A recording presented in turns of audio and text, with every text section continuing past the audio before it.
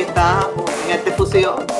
Yo no sé qué te pasa, José, me estás ahí como tratando. El sol y tú no son aquí como hoy. que una luminosidad que no es típica, a pesar es como que, que yo refracto color.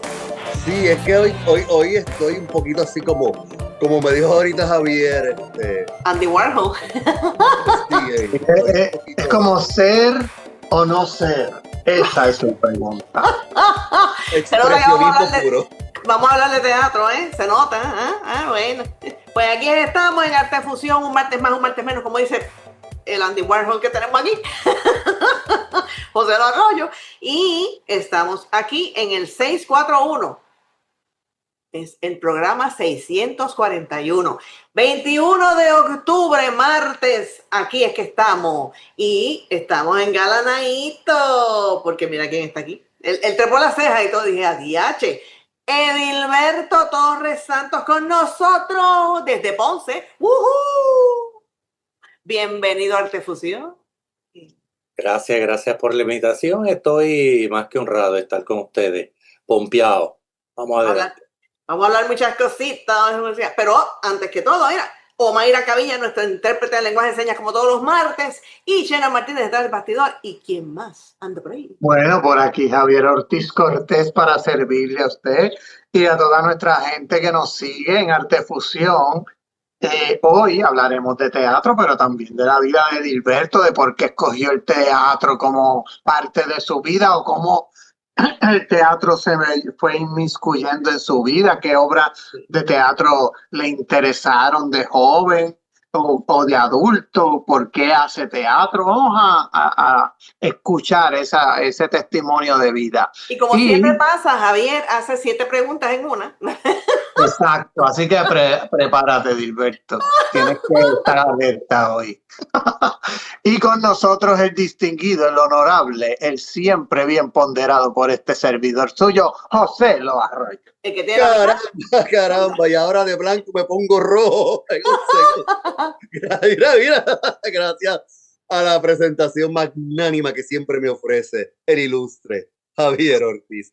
Saludos, mi gente. Acá José Lo Arroyo, como siempre, agradeciendo su apoyo y su sintonía y recordándoles que siempre pueden encontrarnos en todas nuestras plataformas cibernéticas, siendo artefusión.org, el portal principal en donde ya usted sabe que usted tiene acceso directo a todos los 640 episodios anteriores de Artefusión. Mira, para que los pueda volver a ver, a compartir, a divertirse y a reírse con todos nosotros, claro que sí. También encuentran en artefusión.org la pestaña de la encuesta de la semana. Recordemos que todas las semanas Adriana siempre nos hace una pregunta, una trivia con 1, 2, 3 alternativas para que usted pueda emitir su voto, ¿verdad? Coja su favorita, emita su voto y también pueda ver cómo se comportaron los resultados de las encuestas anteriores.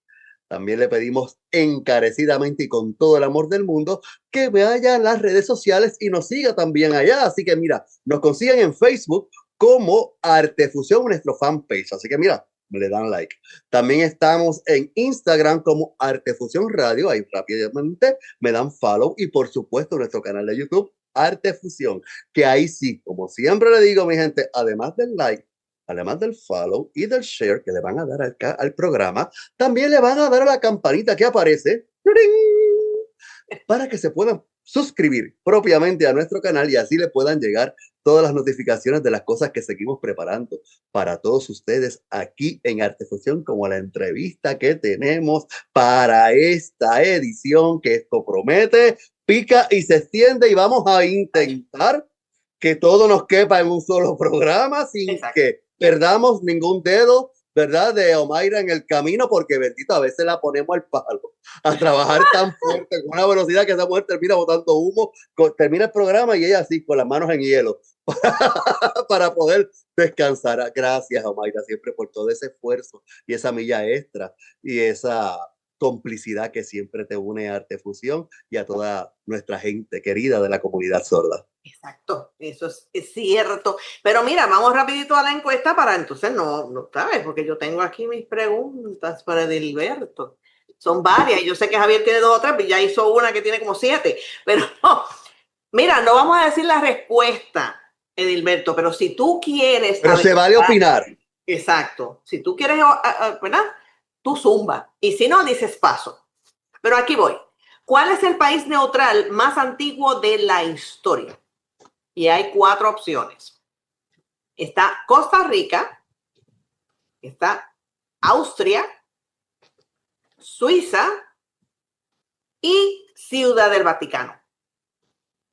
¿Qué tú crees? El neutral más antiguo de la historia. Los 4 son neutrales. Así que, ¿cuál tú crees? Como siempre le digo a mi gente, escuchen bien cómo Adriana redacta su pregunta, porque ahí está. No conteste lo que ella no está preguntando. Conteste exactamente lo que ella pregunta. También puedes decir paso. Edilberto, ¿qué piensas? ¿Cuál tú crees? Pero se vale fallar, no hay problema. Pero por supuesto. Sí, sí. Me voy a ir pensando que Austria. Pues vaya a artefusión.org y vote allá. Y te digo en el próximo. Cuando vayamos a Ponce allá a ver Ana Frank, Terror y Esperanza, que viene por ahí. Ahí te digo, mira, Edilberto, ¿sabes qué? Ni me diga. Y te digo, mira, era esto. Mira, pero antes que todo, vamos a hablar, antes de hablar, ¿verdad? De Ana Frank, Terror y Esperanza, que es la pieza que va ahora está en Ponce, ¿no? En el Teatro Monseñor Vicente Murga de la Pontificia Universidad Católica de Ponce, que al fin y al cabo pues se ha quedado siendo ahora mismo, ¿verdad? Hoy por hoy, el Teatro de Ponce. Y esto va a ser en noviembre. Vamos a hablar con Edilberto. Vamos a preguntarle. Y ahí va la pregunta, una a la vez, Javier, por Dios. Muy bien. ¿Cómo llega Edilberto al teatro o cómo el teatro llega a Edilberto Torres Santos? Pues fíjate, yo soy uno de los muchos que estaba en un programa de premédica. ¿Ok? Sí, mi meta estaba fijada en ser doctor en medicina. Wow. Y sí. Luego llegué a pensar, pues nos quedamos con la biología, lo que sea, pero mira qué ocurre. Yo empiezo a tener, eso fue en la Universidad de Puerto Rico en Ponce, que en aquel entonces era colegio regional. Luego pasó a ser Colegio Universitario Tecnológico de Ponce y hoy pues Hospital de Ponce. Y en aquel entonces había una situación conmigo, ¿verdad? Los que en alguna medida estamos atados a las humanidades, necesitamos sentirnos bien con nosotros. Y yo no me sentía bien conmigo. Yo me sentía que no pertenecía. Yo estaba solo, aún rodeado de gente, me sentía solo. Me parecía que no hablábamos el mismo idioma. Y entonces, pues, como te digo, sí, habían unos compañeros que en algún momento llegaron desde la misma escuela a la universidad, pero no compartíamos, ¿verdad? No coincidíamos. Luego, irónicamente, me pongo a conversar con mi hermana, que estaba en esos momentos de empleada secretaria en servicios médicos dentro de la universidad. Y se lo comunico, ella me dice, Edil, ¿qué te pasa? Te noto extraño. Y yo le explico, mira, me siento de esta manera, ¿verdad? Tal vez muy profundo para aquella edad. Yo le dije, me siento vacío, me siento que no pertenezco. Y ella me dice, pero busca alternativas, ¿verdad? Tal vez necesites hacer otra cosa. Y yo, sí, exacto. Y casualmente me pregunta qué, yo le digo, pues no sé, yo siempre me quedé por dentro un poco con la idea de actuar, de manifestarme a través de las artes de alguna manera, porque mientras yo estudiaba en la Alfredo M. Aguayo, en la Escuela Superior, nosotros tuvimos allí de maestro a Luis Torres Nadal. Ya. Oh. Wow, claro, para enamorar a cualquiera del oficio. Pero irónicamente, yo nunca crucé palabra con él. Nunca.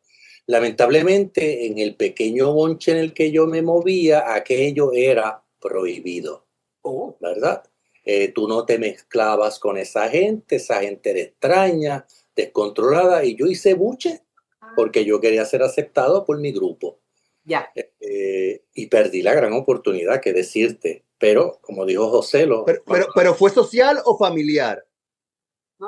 No, ese grupo era social. Era social. O sea, esa opinión que era la referencia por la que te dejaste llevar, Ujú. era social, no era que en tu casa te decían la gente que está en el teatro, una gente loca, no vayas para allá.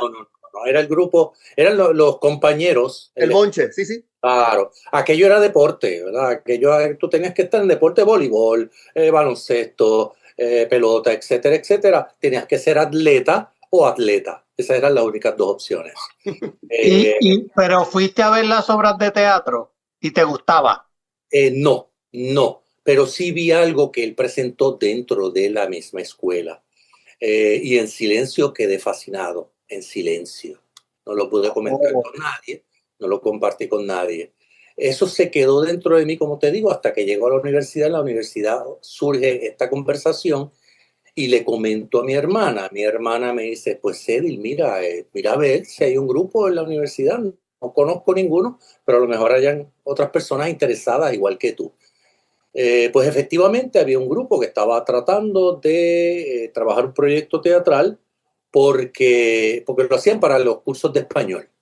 Hacían para los cursos de español.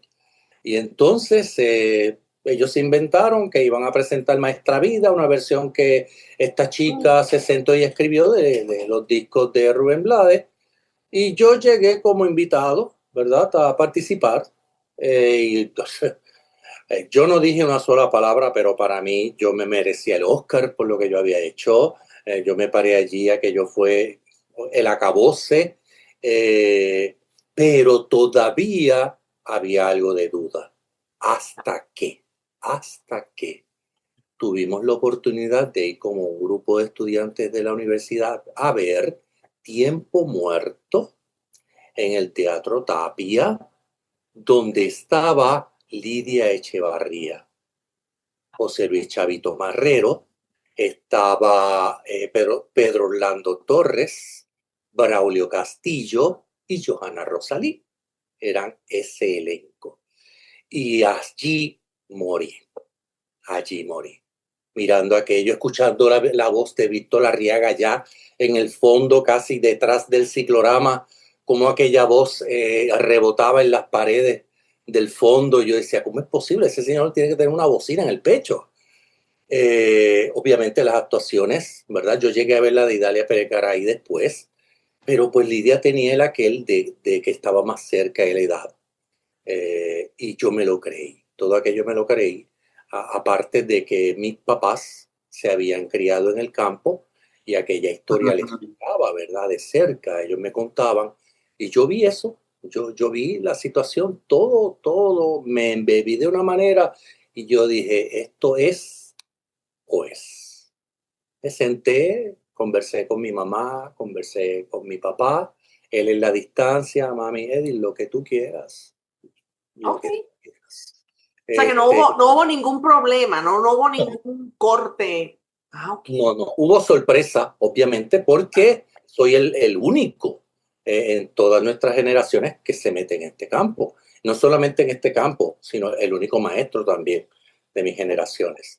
Y ya estaba resuelto ese asunto porque ya tú estabas encaminado estudiando otra cosa. Sí, ya me imagino que esa etapa que los padres dirán, ¿para dónde es que va este? ¿Qué es lo que quiere hacer? Ya, ellos pues, ok, ya él está enfocado, ya está ahí. Claro. Un cambio. Ellos no se esperaban que una cosa llevaba a otra, ¿verdad? Porque me encuentro en el camino, ¿verdad?, a Héctor Rodríguez, porque sigo en el grupo que está dentro de la universidad. Empezamos a hacer algunos trabajos allí. Allí nace el Festival de Colegios Regionales. Nosotros participamos en los primeros tres, las primeras tres competiciones que hicieron. Y Héctor Rodríguez llegó a ayudarnos, a asistirnos, ¿verdad? Y Héctor es quien me dice, porque yo le digo, Héctor, yo quiero estudiar teatro, ya eso en mi corazón está decidido. ¿Qué necesito saber? Me dice, pues mira, Edilberto, tienes las dos opciones, o te vas por humanidades o te vas por educación. ¿Cuál es la diferencia? Bueno, en educación tienes otras puertas, tienes otras avenidas. En humanidades, pues hasta aquí te quedas, a menos que te vayas a hacer una maestría, un doctorado. Yo digo, bueno, lo de educación, en mi casa tampoco saben que esto como que me apasiona también lo de enseñar, aunque no había nadie, no había ningún ejemplo, ningún modelo en mi casa. Pero te gustaba, o sea, tú sentías que te gustaba. Sí, pero Adriana, te digo más, te voy a decir más, y esta cosa, esto que te voy a contar es místico. Yo jugaba de que era maestro cuando era pequeño.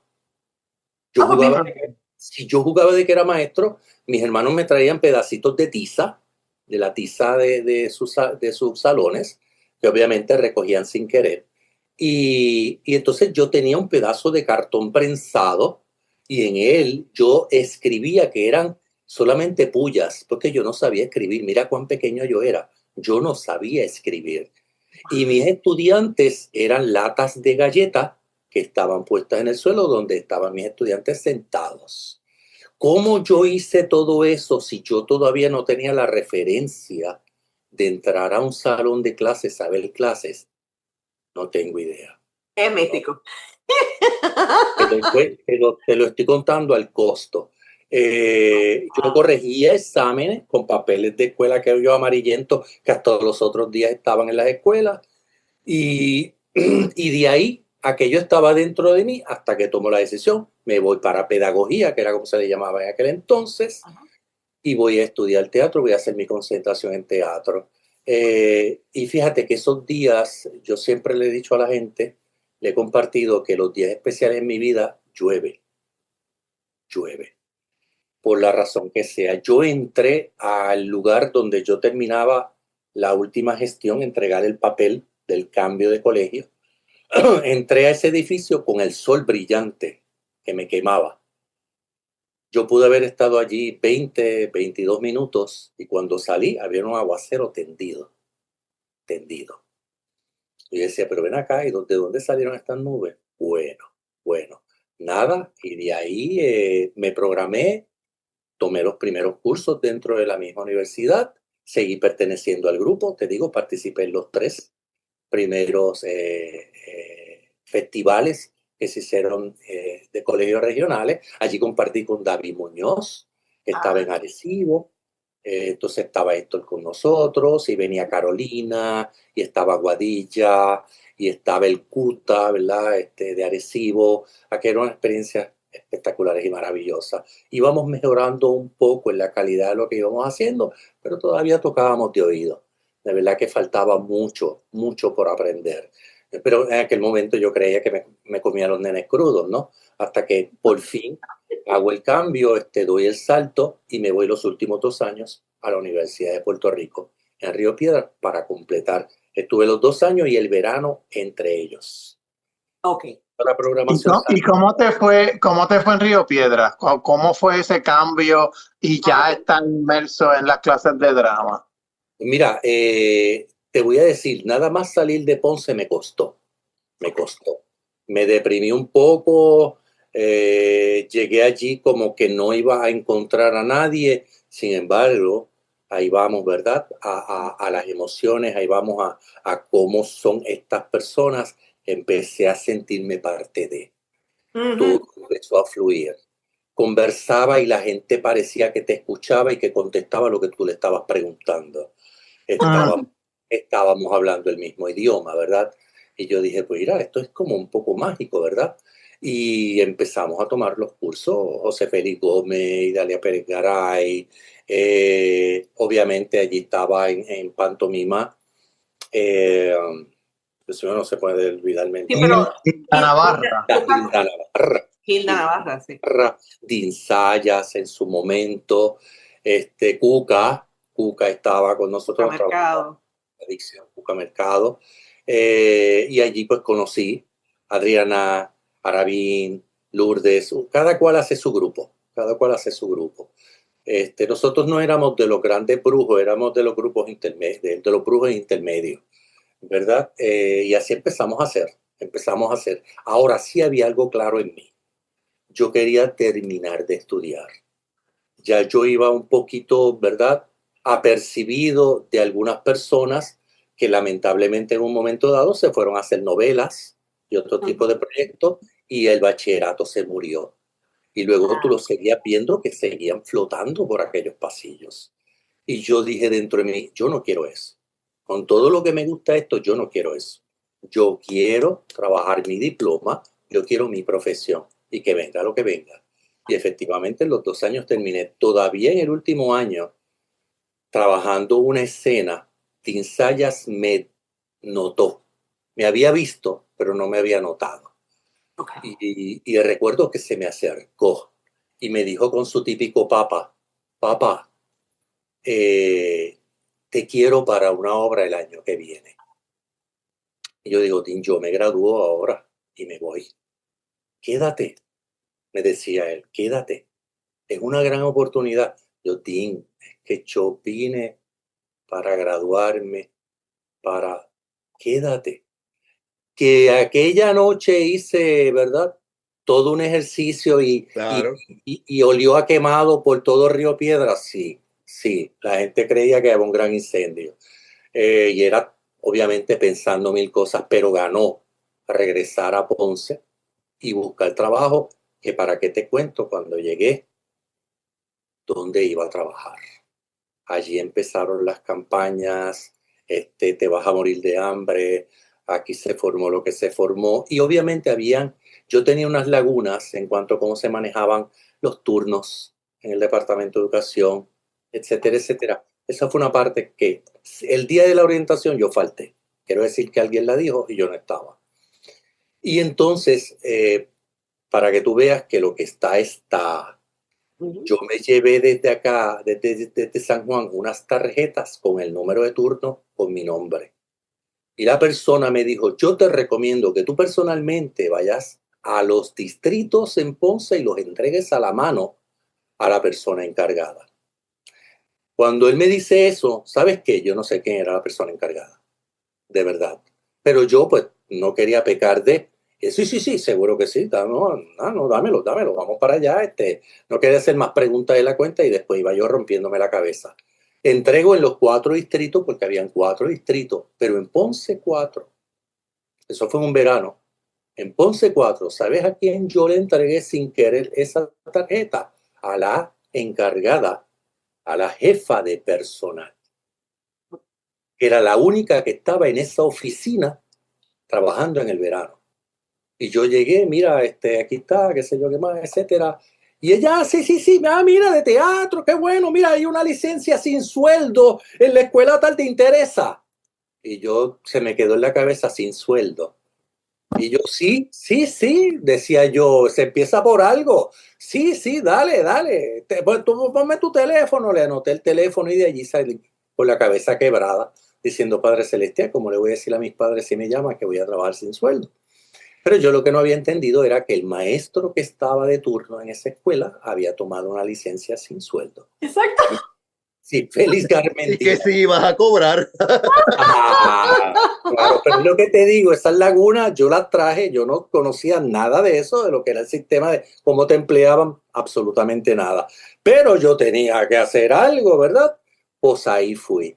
Y cuando recuerdo que pasa el tiempo, no me llaman, y tuve que ir a una entrevista de trabajo, porque obviamente, ¿verdad? Yo estaba viviendo con mis padres y la mirada era de, oye, ¿qué vas a hacer con tu vida? Ajá. Aquí no vas a echar... Right. Sí, fui para allá, hice una entrevista de trabajo, yo no sabía ni para qué era, te lo confieso. Cuando hice la entrevista y terminó la persona diciéndome, te espero el lunes, vas a empezar con nosotros a vender cursos de inglés. ¡Tarán! ¡Tarán! Ah, bueno. Sí, cursos de inglés. Mira, vamos a una pausilla, déjalo en pausa, porque esto está bien interesante. Vamos a hacer un segmento ya mismito, porque ahora yo las preguntas no las he hecho. Aquí con la historia completa. Así que llévatelo, Chena, y venimos ya, no se mueva nadie. Venimos.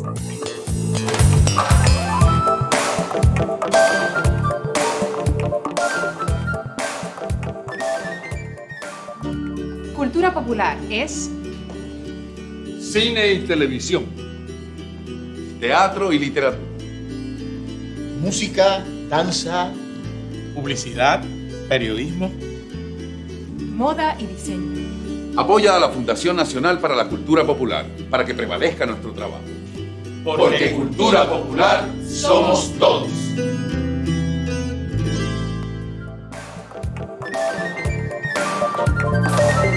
Ya que Shenan siempre anda diciendo, Dios mío, estos intermedios y los finales de los programas hay que grabarlos también porque nosotros hablamos un montón de cosas interesantes.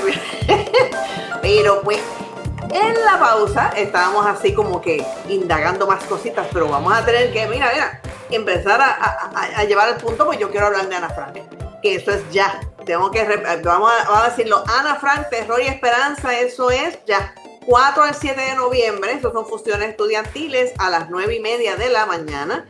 Y entonces el 7 y 8 de noviembre a las 7:30 de la noche. Y el 9 de noviembre, eso es domingo, a las 3:30 de la tarde. En el Teatro Monseñor Vicente Murga de la Pontificia Universidad Católica de Ponce. Y los boletos están ¿en dónde? ¿Cómo es que tú le dices, Javier? Bueno, en inglés es pietix.com, pero en español es pietix.com. Así que ahí. Mira, pero vamos, de hecho, tengo que decir, perdonen, que el libreto y la dirección son de este señor. O sea, eso hay que también decirlo, ¿eh? Pero precisamente por ahí es que viene una de mis preguntas.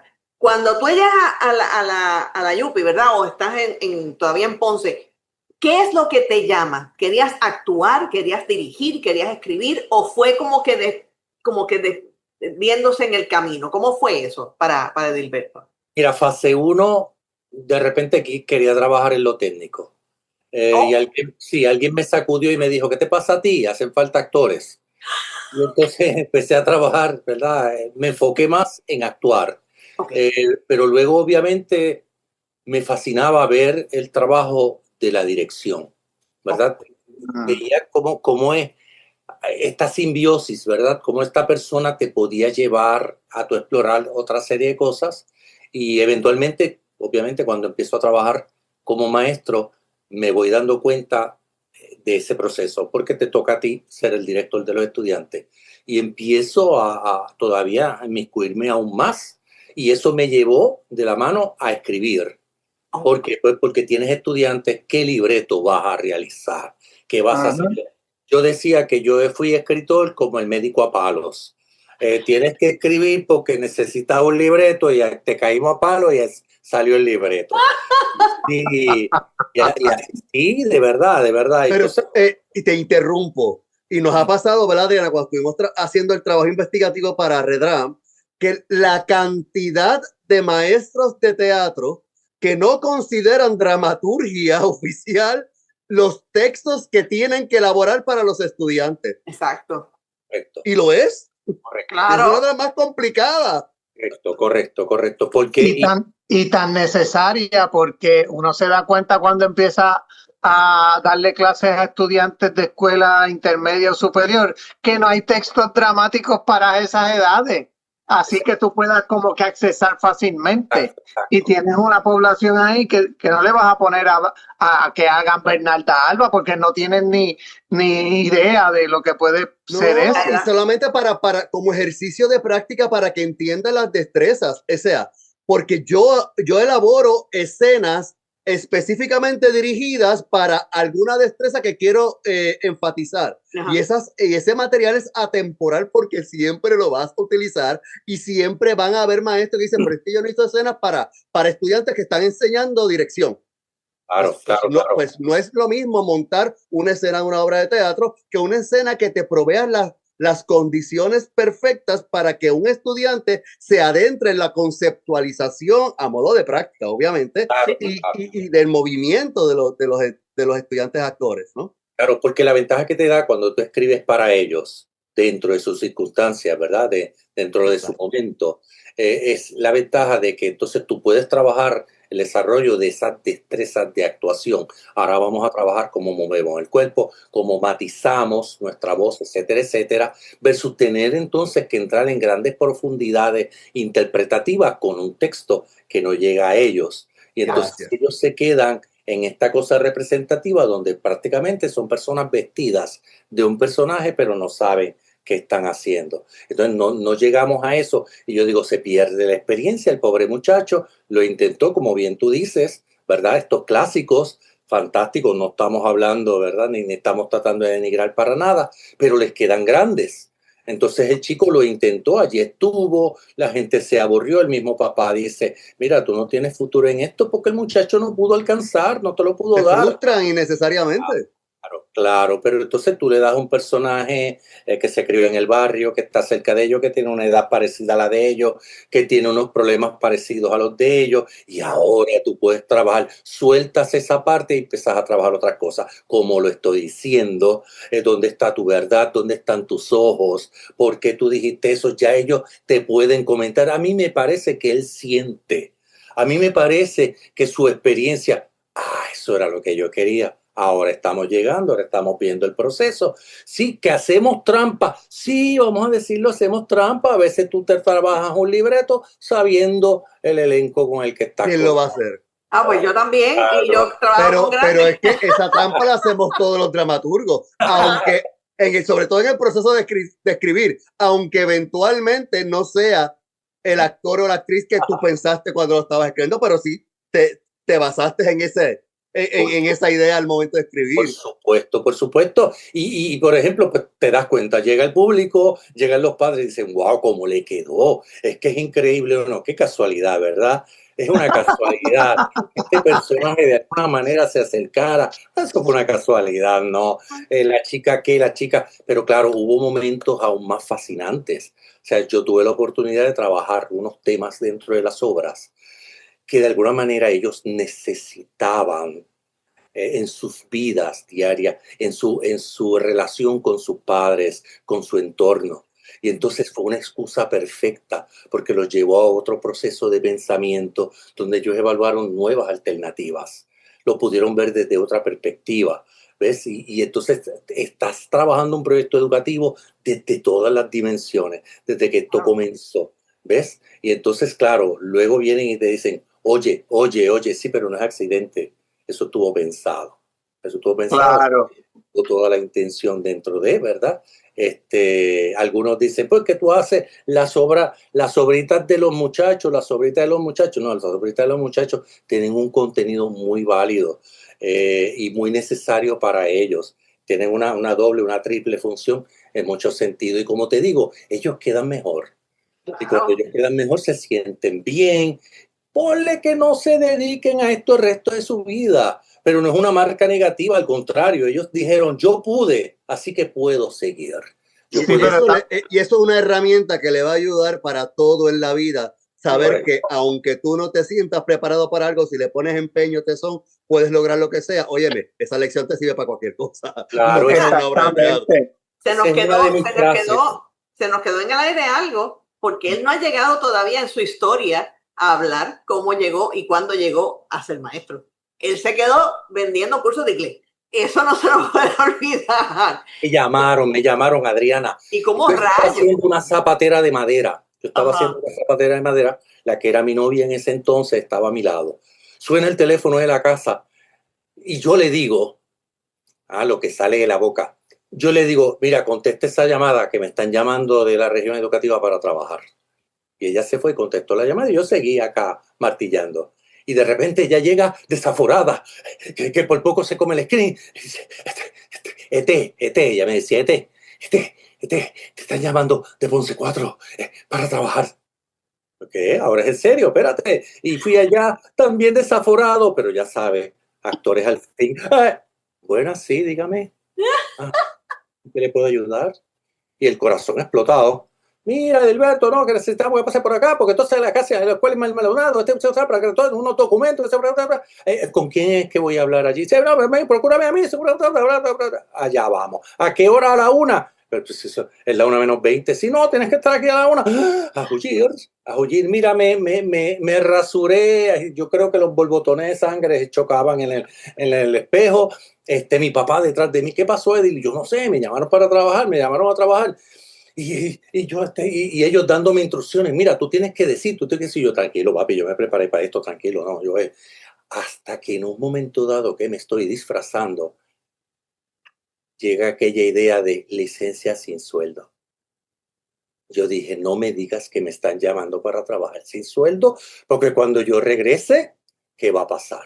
Nada, me monté en el carro, llegué hasta allá, trabajé con los documentos, ya sabes que tienes que cumplir, el videarel, aquello, etcétera, etcétera. Ese mismo día llegué hasta la escuela, que iba a trabajar en una escuela intermedia, bastante difícil, bastante difícil. Allí me senté, etcétera, hasta que tuve la confianza de preguntarle a un maestro que me inspiró, ¿verdad? Se veía de lo más llevadero. Le dije, mire, yo vine aquí a trabajar porque una licencia sin sueldo. No, no, no, no, es que había un maestro aquí, tomó una licencia sin sueldo, pero todo tú lo vas a cubrir. Y yo, pero yo voy a cobrar. Por supuesto, claro. Claro, muchachos, si no te pagan, vete. Te vino el alma al cuerpo. Sí, sí, sí, sí. Sí, porque él decía, como yo le diga a papi que yo renuncié a un trabajo que me iban a pagar por coger uno que no me iban a pagar, me acaba de botar de la casa. Pero me muero. ¡Ay, Dios mío! Nada, pero nada. Allí comencé a trabajar, como te digo, en la escuela Maldonado intermedia. Allí estuve 4 años hasta que abre la Escuela Especializada de Bellas Artes de Ponce en el 1992. Okay. Y allí entonces vamos a las entrevistas para reclutarnos, etcétera, etcétera. Llaman a los maestros que iban a pertenecer y me dejaron fuera. Fuera. Okay. Cosas y cosas que pasan. Pero estaba Héctor y la compañera Elbelena, que estuvo conmigo en el grupo de teatro en la UPI de Ponce. Y Héctor lo habían nombrado encargado del programa de teatro y me dice, Edil, me están preguntando quién es el tercer maestro y yo estoy recomendándote a ti. Yo, mira, que sea lo que Dios quiera. No, tienes que ser tú, tienes que ser tú. Cuento largo corto, fui yo. La escuela abrió en noviembre, yo llegué el viernes antes, hice unas audiciones, etcétera. ¡Pam! Ahí pegamos a trabajar. Trabajamos en la escuela especializada, hicimos mucho trabajo en la escuela especializada, montando obras, trabajando currículo, haciendo adaptaciones. Y una de las cosas interesantes que hoy puedo decir, a la edad que tengo, etcétera, etcétera, es que nosotros fuimos cuidadosos y empeñados. ¿Por qué? Porque, vamos a decir un secreto, ¿verdad? Que ustedes conocen. Nosotros estudiamos dentro de un programa de teatro con todo el prestigio del mundo, pero no había metodología. No había metodología. Esto se basaba un poco en lo que yo siento, en lo que yo veo, en lo que me parece, y ese tipo de expresiones de me gusta, me molesta, lo que estás haciendo no me complace. Tú no puedes decirle eso a una persona si tú le vas a estructurar un proceso de actuación. Tú tienes que decirle, hablarle por destrezas, por conceptos definidos, y nos tuvimos que sentar a conceptualizar, a hacer todo el protocolo y toda la estructura para poder enseñar de una manera estructurada que tuviera pies y cabeza, ¿verdad? Que tuviera un eje vertical y un eje horizontal, ¿verdad? En términos de profundidad, en términos de progreso. Y nos sentamos y lo trabajamos. Ese trabajo todavía la escuela lo está utilizando. Y fue de provecho. Mira, en estos días, haciendo un margen gigante, en estos días, hace un par de días, tuve el placer inmenso de darle un taller de dicción a maestros de teatro en este momento, cerca de 20. Y uno se hace la pregunta, ¿yo tengo algo que enseñarle a un maestro de teatro? Bueno, sí tengo cosas que compartir, y estuvimos trabajando la famosa fórmula que en un momento dado Jaime Montilla me insertó en el cerebro y yo la he compartido. ¿Qué más para qué igual a cómo? Y ahí tú descifras cómo vas a decir el texto. Y yo creí que todo el mundo sabía esa frase, pero no es así. No. Yo me obsesioné con ella. No, sí. porque eso fue un proceso muy de Jaime, ¿verdad? Claro, correcto. Pero a mí me pareció que era fundamental. Yo dije, esto es método. Aquí hay estructura. No es tú decirle, mira, busca, a ver cómo lo estás diciendo, explora. No. ¿Qué tú estás diciendo en esa línea? ¿A qué se refiere? ¿Qué intención tú tienes ahora para decir esa línea? De acuerdo a tu personaje, de acuerdo a la obra, la circunstancia, la interacción. Y ahora tú vas a saber cómo lo vas a decir, ¿verdad? Lo que en el otro momento le puedes llamar el subtexto. Sí, le puedes llamar el subtexto. Es consono con la idea. Y lo trabajé para los maestros, una satisfacción espectacular. Ellos también sintieron que descubrieron algo. Yo me sentí súper bien porque les estaba dando algo, ¿verdad? Aportando algo a sus vidas. y luego actuaron, ellos leyeron una escena que yo había escrito y la pasamos divino. Pero eso lo hicimos en la escuela. En la escuela nosotros nos estructuramos, trabajamos con los cursos, definimos para que el estudiante pudiera llevarse el concepto. Y luego todavía llegamos a tener estudiantes que salían de nuestra escuela, llegaban al programa de teatro en la UPI y llegaban acá alicaídos, cabizbajos, porque le habían hecho la crítica y yo le tenía que hacer la pregunta. Pero te dijeron exactamente qué. Te dijeron entonces cómo. No, me dijeron que pues que el personaje no era creíble. ¿Por qué no era creíble? No, eso no me lo explicaron.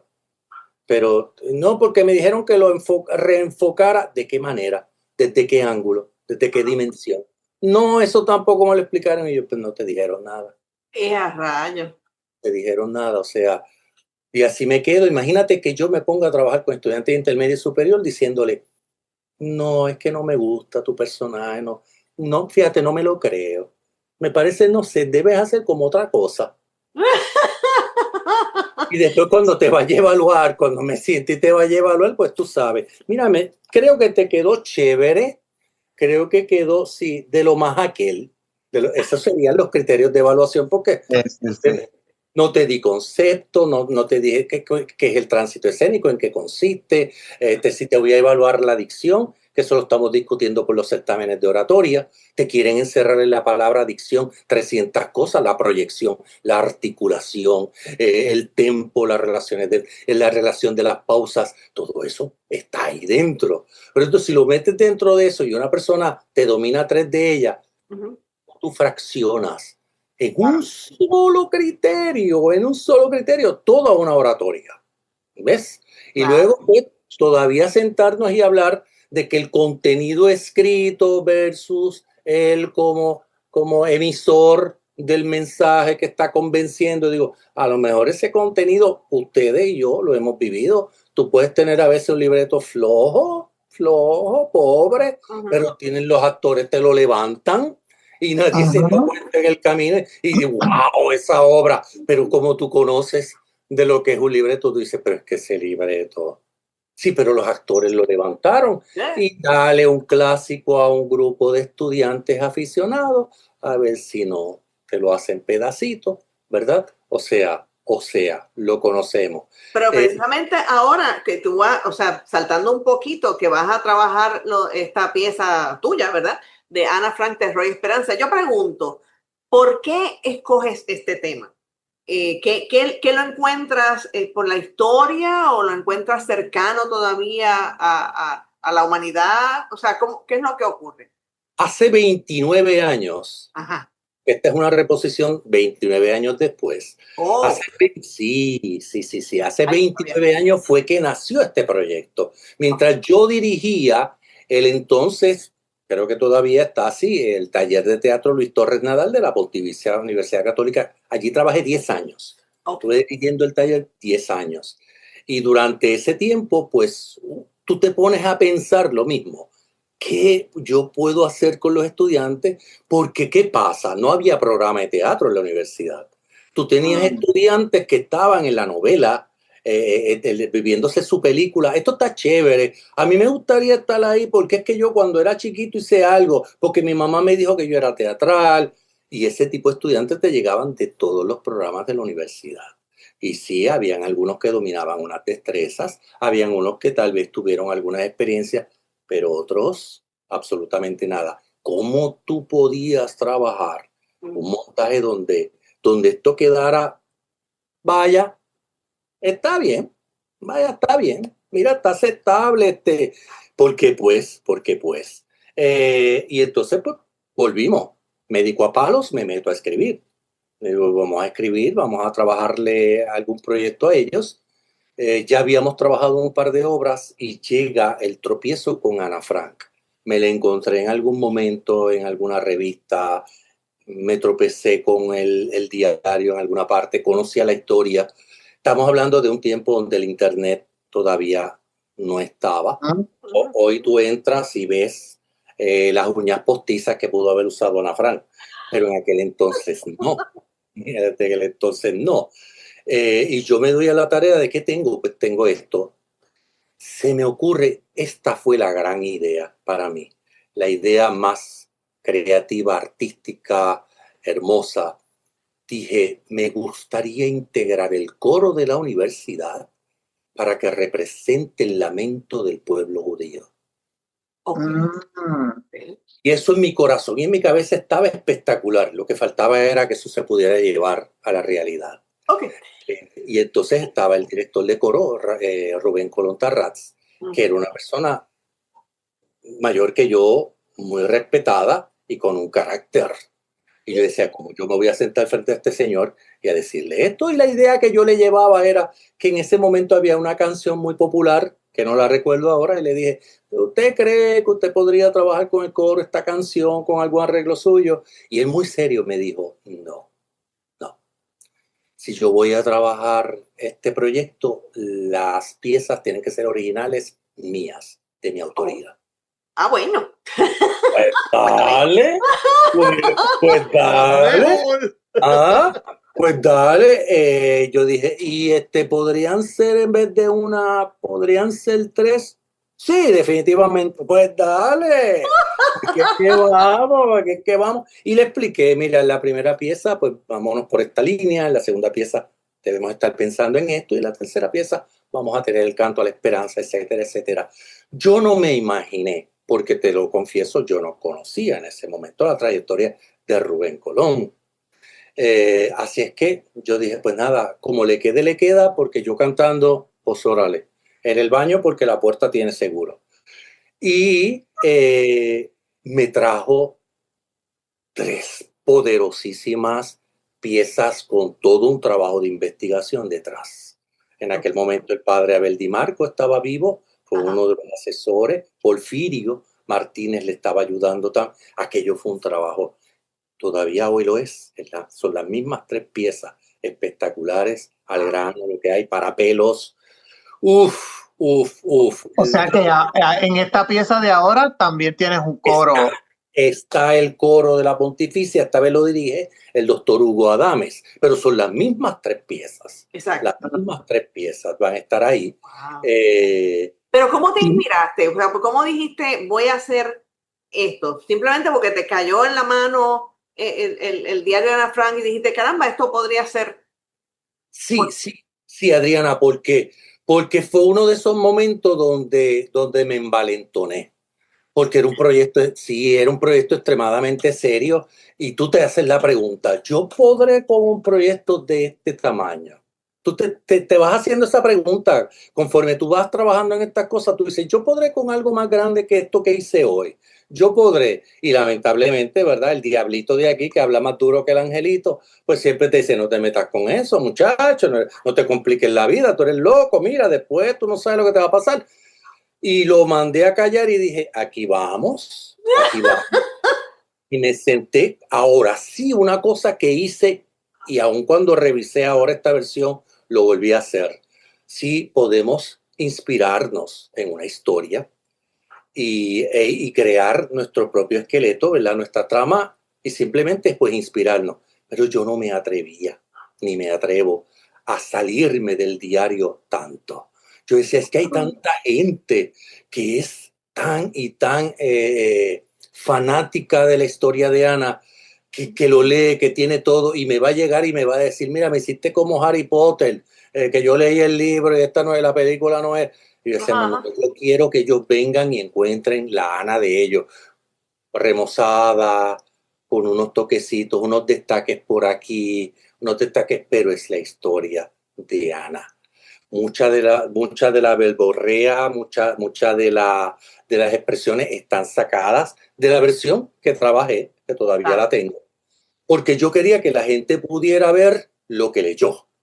Aparte de que, estando dentro de la universidad, mi prioridad era un proyecto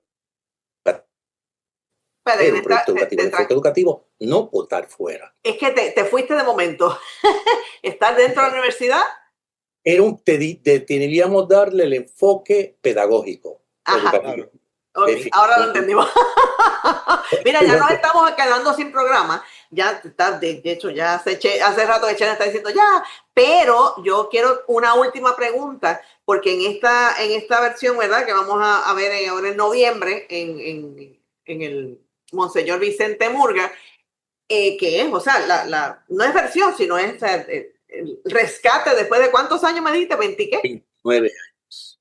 29 años. Después de 29 años, pues se retoma y entonces tienes actores profesionales, pero también tienes estudiantes, o sea que tienes esta mezcla chévere que se puede lograr en proyectos, ¿verdad? Universitarios. ¿Cómo, rapidito, a grosso modo, cómo te sientes? ¿Cómo estás trabajando la dirección? ¿Cómo está fluyendo eso? Como bebé, esto es nuevo. Es una dinámica completamente distinta en todos los sentidos porque también el tiempo ha pasado por mí. Ahora yo puedo ver otras cosas, sentir otras cosas, ¿verdad? Yo te diría que hace 29 años yo sufrí muchísimo la obra. Ahora puedo trabajar un poco más en la distancia de otra manera. No, yo me metí en aquellos personajes y me iba a mi casa drenado. Ahora tengo la inteligencia y la capacidad de mantenerlo todo separado de una manera más técnica, ¿verdad? El elenco, yo repito, algunos de los que participaron en el elenco original. El que me hizo el señor Van Damme, hoy es doctor en psicología y profesor de la universidad, José Gandía, repite en su personaje. La que me hizo de la madre, Mariel Martel, repite haciendo la madre. De nuevo, pero una Mariel Martel mucho más crecida que la que yo tuve en aquel momento. Ana es estudiante actual de la universidad, es un amor. Ana, Adriana García, es una persona especial, mágica, es esta persona súper tímida que en escena explota, no cabe en el escenario. Tiene esa chulería, pero cuando se lo hace saber, vuelve y se encoge. Tenemos obviamente a Miguel Difut, que es nuestro primer trabajo juntos. ¿En serio? De conocernos en tantos años, vinimos a coincidir aquí en nuestro primer trabajo juntos. No puedo creer. Eso es así. Es su personaje, que es Dussel, el dentista, lo hacía hace 29 años Carlos Ferrer, que vino como invitado. Hoy Carlos Ferrer es Soto Frank. Exacto. Soto Frank. Tenemos a un Peter nuevo, es un actor que está aquí en el patio y lo vi en una obra, bien entusiasmado. A Rebeca Robles, un vozarrón. Will Daniel Meléndez, que es producto de la escuela en su momento, luego Sagrado Corazón, otro vozarrón que está comprometido con el proyecto. O sea que el grupo tiene mucha gente, o sea, es un grupo amplio. Sí, tenemos unos 11 personajes participando en escena, más los añadidos que flotan por aquí, que van por acá, que de alguna manera asisten. Definitivamente, mire, anote, Ana Frank, Terror y Esperanza, eso es, si su estudiante o si está por Ponce y quiere verla en funciones estudiantiles, del 4 al 7 de noviembre, 9:30 de la mañana. Si no, pues entonces viernes, sábado 7 y 8 de noviembre a las 7:30 de la noche o el domingo 9 de noviembre a las 3:30 de la tarde. Usted vaya con tiempo, disfrútese el camino, porque de aquí a Ponce es hora y pico, pero usted se va a llevar, o sea, con calma, come por allá y está relax y pues después va y la pieza. Y se van a ofrecer funciones de estudiantes también. Eso es lo que acabo de decir, sí, del 4 al 7 de noviembre. En la mañana y en la medida que se pueda, que lo pidan, conversatorio al final para redondear la experiencia. Eso es bueno. Es bien importante. Excelente. Es bueno. Y entonces los boletos, ¿cómo es? Pietix.com o Pietix. Ay, Cristo. No lo inglés. Es que ese es como que nuevo para mí. Pero nada, es en la Pontificia Universidad Católica en Ponce, en el Teatro Monseñor Vicente Murga. Edilberto, un honor tenerte aquí con nosotros. Después de tanto tiempo que no te veías, nos hablábamos así, bien esporádico, pero no, pues qué bueno. Gracias por estar aquí, gracias por todo lo que has hecho, por todos los estudiantes, por la educación y pues por decidirte a irte a teatro en vez de irte para allá. Gracias por buscar llenar ese vacío que te llevó a llenar el vacío de muchos más que has tenido en tu camino. Palabras con luz, Joselo. Eso es así. Gracias a ustedes por la oportunidad y qué pena que este programa no dure 3 horas, porque todavía nos hubiéramos quedado cortos. Yo lo dije desde un principio. Podemos conversar luego, Javier se quedó con preguntas, José no se quedó con preguntas, yo me quedé con preguntas. Yo me porté muy bien, yo apenas abrí la boca, Adriana. Pero yo he visto ya los programas de ustedes y siempre se quedan con preguntas, porque esta dinámica se da, la gente de teatro se encuentra. Ya te digo, cuando yo voy a empezar a dar a veces un taller, digo, me perdonan si hablo mucho, pero es que soy de teatro. ¿Entiendes? Mira, gracias a Omaira Camilla, gracias a Shannon Martínez, gracias a todo el mundo y mucho éxito, Edilberto, en esta y en las que siguen por ahí para abajo, porque van a seguir y sigue escribiendo, sigue. Hasta la próxima. Así que nos vemos. Ya, nos vemos. Pues llévatelo, Chena. Vamos a bailar con la musiquita de Chena.